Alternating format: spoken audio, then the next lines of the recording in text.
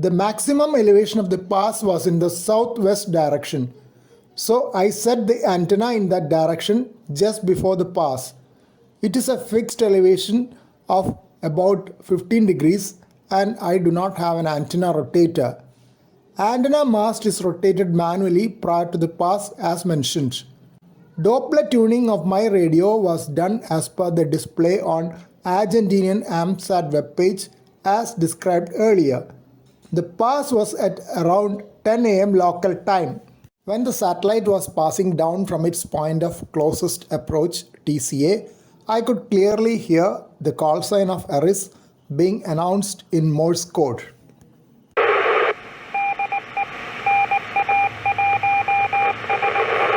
What you heard just now is the call sign of Eris NA1SS in Morse code.